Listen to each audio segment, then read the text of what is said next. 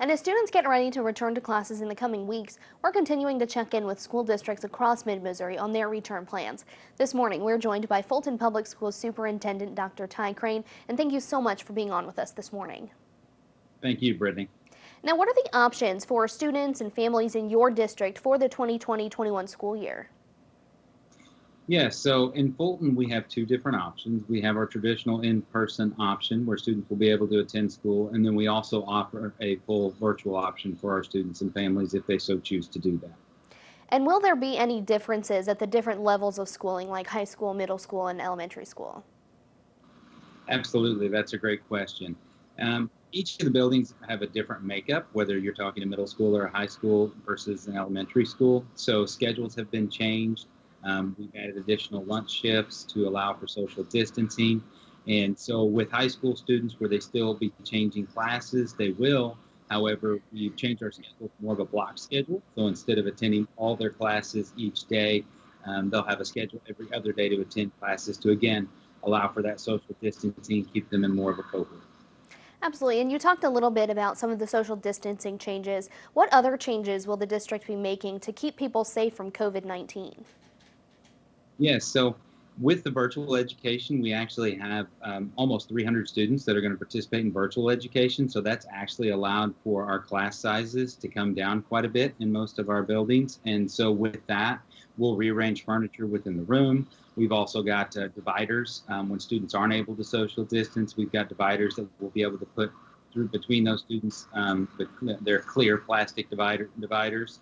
And really just changing the makeup of how we do things and how many people can sit at a table and those type of things to make sure that we do the best we can to do the social distancing. Absolutely. And will any masks or face coverings be required in your district? Yes, we had a board meeting this week, and we are actually looking for the requirement of masks for 3rd grade through 12th grade. And we're going to provide those masks to the students. And again, we're going to be expecting our students to wear those masks at any time when they can't social distance. Absolutely. And will there be any changes to attendance policies for students or sick leave for teachers because of COVID-19?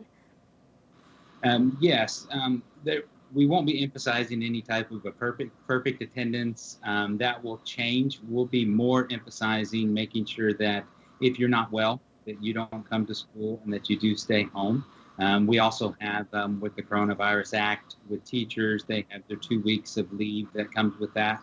And then, of course, their own leave on top of that they've already accumulated.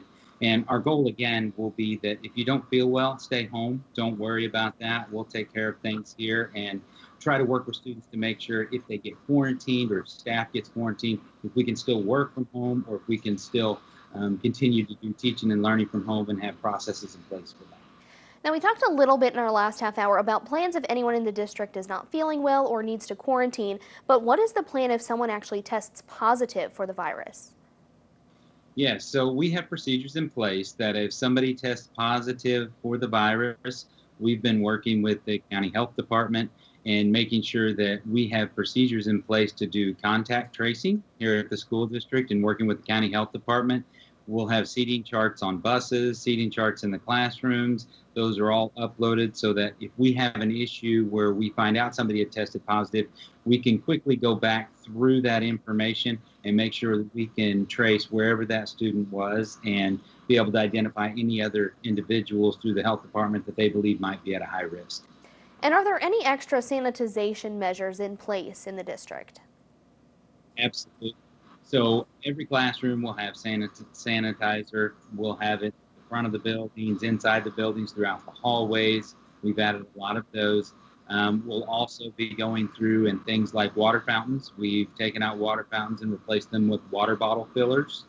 And throughout the evenings, every day, we'll sanitize all of the hard surfaces with foggers throughout the entire building, as well as teachers have the sanitizing measures throughout the day, and custodians will go through high-touch areas throughout the day to make sure that we're doing everything we can to sanitize our area. Absolutely, and we had to kind of shut down rather quickly last year. Will there be any adjustments in curriculum to catch up on any of those subjects that may have been missed out? That was actually worked on in the spring when we had our teachers go through. So, for example, 3rd grade teachers went through and they identified where they were at in their curriculum. And then they actually collaborated with the next grade level who would be having those students this year, and had their plans and started to think about what kind of things they needed to adjust to make sure that we could address any of those gaps that we may have had. So that planning started in the spring, has continued throughout the summer. Yeah, and are there any backup plans in place just in case there is a need to shut back down again this year? Yes, absolutely. Our goal is that this time we'll be prepared as opposed to the previous time. And we've got plans that the teachers have been working on since early in July to go through, that if we have to move to a digital or to a distance learning plan, that we've got schedules, we've got lesson plans and what those will look like, as well as a plan to deploy technology to all of our students, as well as hotspots, so they make sure we can still stay connected with our students. Now, what kind of events, clubs, or sports will be allowed at your schools, and how will they maybe look a little different than they have in the past? Yeah, that's a great question. Throughout this summer, we have had students who have had activities on campus, and we have procedures and plans in place to check temperatures and to maintain social distancing with those students throughout the summer. As we come back and we look at competitions, and then the band comes back and begins to practice, we've got students that are wearing masks. We're doing those same procedures and really working to do whatever we can to maintain the social distance. But obviously, with some contact sports and things, that's difficult. So it really comes down to that screening and making sure that if students aren't well, that they don't participate.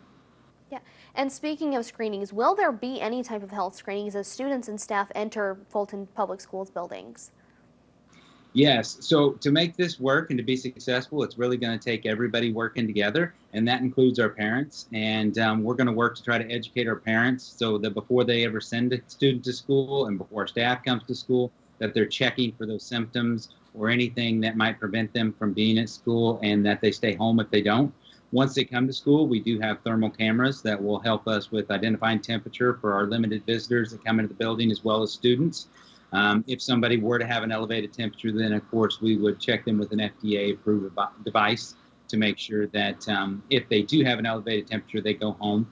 But again, it really comes down to doing some of those screenings at home, and then when they come to school, double checking and making sure that if you're sick, stay home.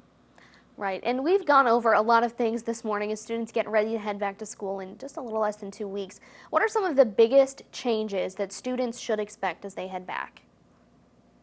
Yeah, I think the biggest changes, especially at our secondary level, is going to be our changes in schedules.